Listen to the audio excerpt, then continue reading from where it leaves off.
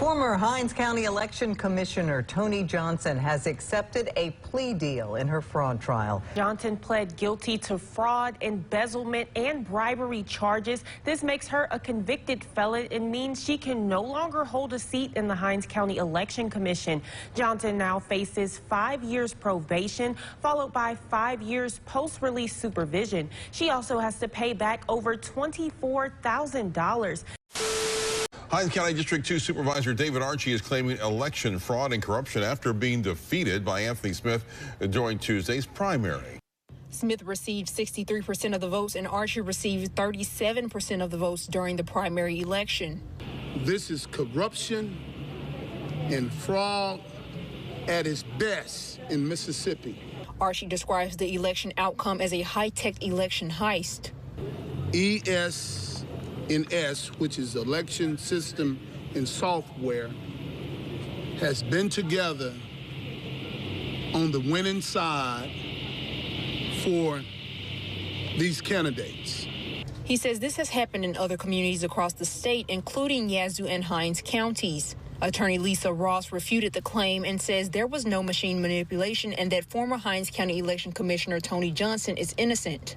The voters went into the polls, and this time they did not choose Supervisor Archie as they did in the past.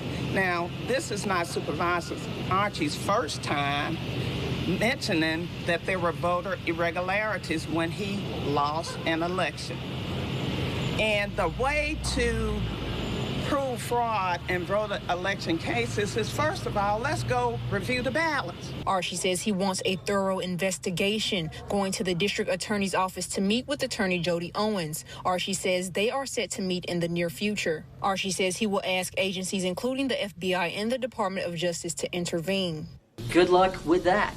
Well, David Archie is not only saying that the August 8th primary election was fraudulent, he's also saying that the review that he requested had some inconsistencies as well. Now, according to Supervisor Archie, when he requested a ballot box review of the election results, the Hinds County Democratic Party did not supply him with anything but the paper ballots. According to Archie, no secondary confirmation measures such as a voter signature book, digital images of the ballots, or even the thumb drives in the voting machines that collected those ballots were supplied.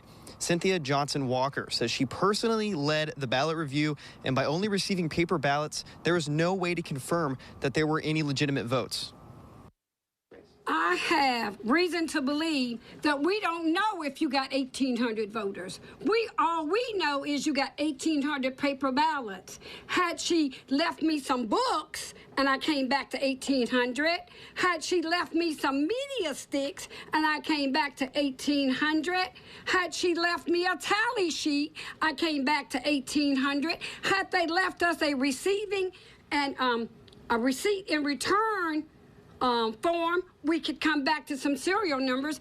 Had they filled out the ballot accounting form, I could go back to 1,800. I can't go anywhere but count those paper ballots that does not tell us anything.